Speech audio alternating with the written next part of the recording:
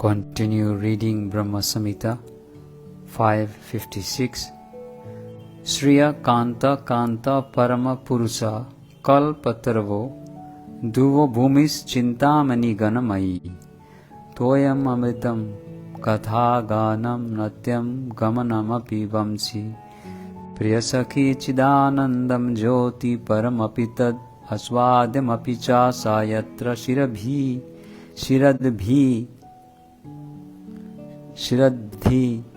Shavati Surabhyascha Sumaham Nimesardhakayo cha Brajati hinahi yatrapi samay vaje Sweta deepam tam aham golokamitim yam Vitantaste santa shitivirachar katipaye.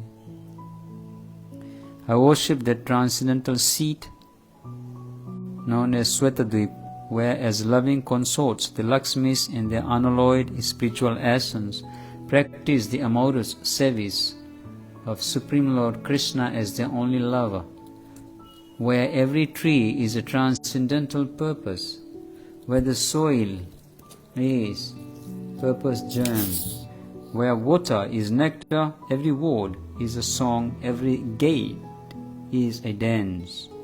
The flute is the favorite attendant, effulgence is full of transcendental bliss and the supreme spiritual entities. And all enjoyable and tasty, where numberless milk cows always emit transcendental oceans of milk, where there is eternal existence of transcendental time, who is ever present in without past or future, and hence is not subject to the quality of passing away even for the space of half a moment. That realm is known as Goloka only to a very few self-realized in this world. The region which jivas attain by the best performance of their ras bhajan, though purely transcendental, is by no means devoid of variegatedness. The non-differentiated region is attained by indulging in anger, fear and delusion. The devotees attain Goloka, the transcendental region above Vaikuntha.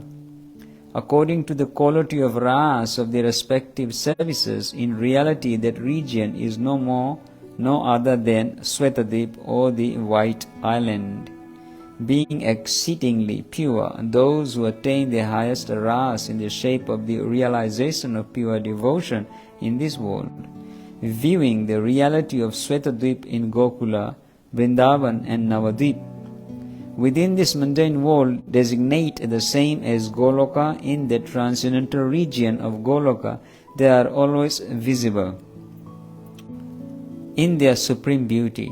All the distinctive entities that are incorporated in the pure cognitive principle, viz., the lover and his beloved ones, trees and creepers, mountains, rivers and forests, water, speech, movement, music of the flute, the sun and the moon, tasted and taste, i.e., the unthinkable wonders of the 64 aesthetic arts, milk cows yielding nectarine flow of milk and transcendental ever-existing time, descriptions that supply the clue to Goloka are found in the various places in the Vedas and the other Shastras such as the Puranas, Tantras, etc.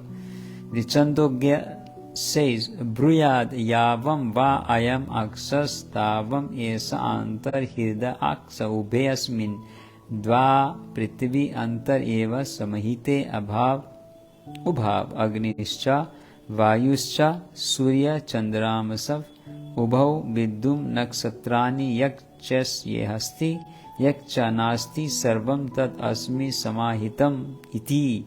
The sum and substance of it is that all the variegatedness of this mundane world and much more variety over and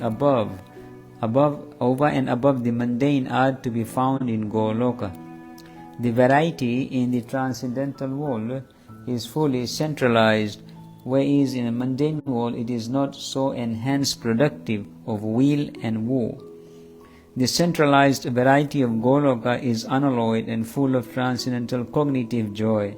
The Vedas and the Sadhus, practicing devotion revealed by the Vedas by availing the purport of their individual cognitional aptitude actuated by devotion, may have a sight of divine realm, and by the power of the grace of Krishna, their tiny cognitive faculty, attaining the quality of infinitude, they are enabled to be on the level of the plane of enjoyments of Krishna. There is a hidden meaning of the proposition, even the supreme, that is also nevertheless the object of enjoyment. Param api tad aswadhyam api cha. The word param api indicates that Sri Krishna is the only truth absolute in all the transcendental blissful principles, and tad aswadhyam api means his object of enjoyment. The glory of Radha's love for Krishna, tasty quality, rasa of Krishna that is realized by Radha, and the bliss of which Radha is conscious in the process of such realization, all these threefold bhavas, emotional entities, becoming available for enjoyment by Krishna, he attains his personality of Sri Gaura Sundar. It is also this that constitutes the transcendental bliss of the delicious loving ras service manifested by Sri Gaura Sundar. This also eternally exists only in the self-same Sweta Dvip.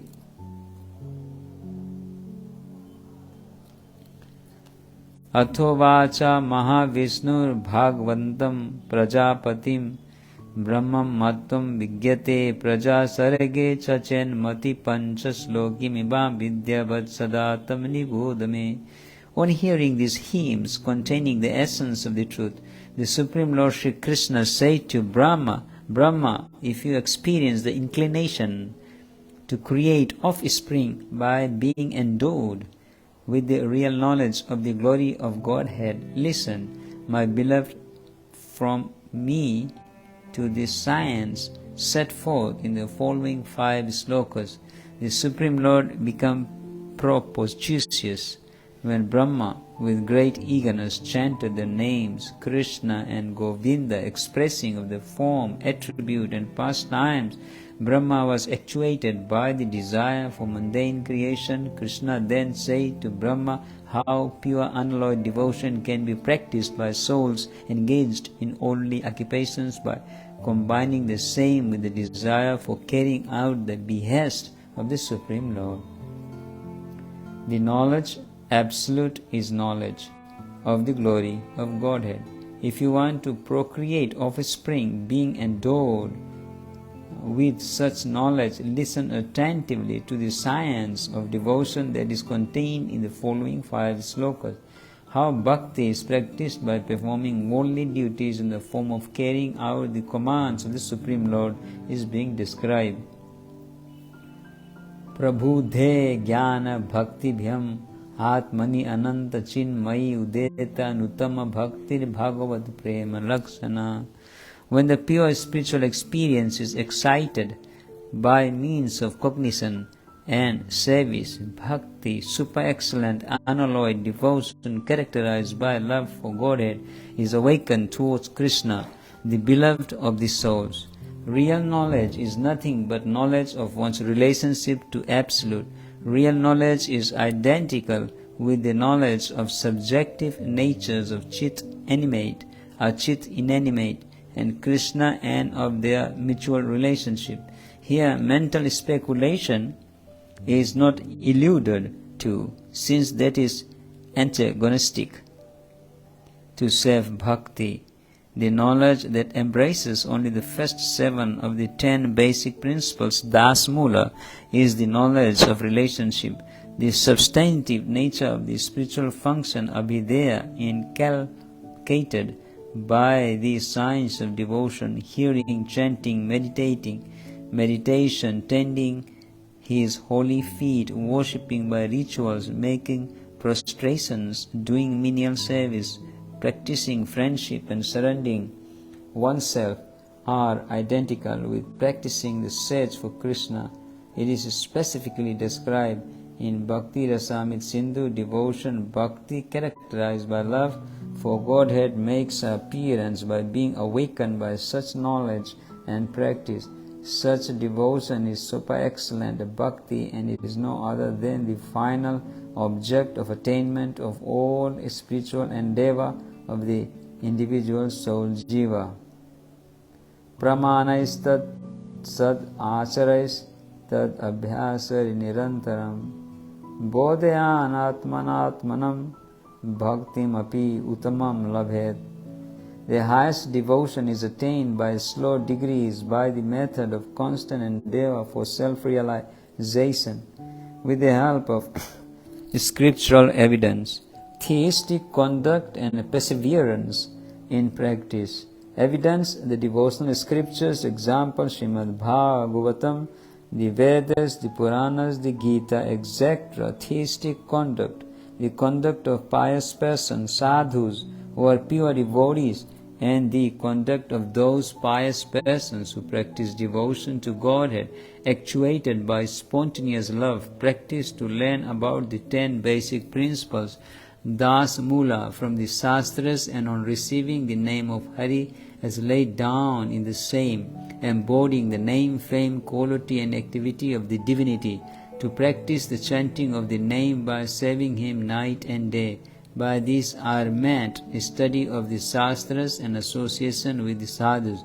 The 10-fold offense to holy name ceases by saving the name of Hari and simultaneously practicing pious conduct.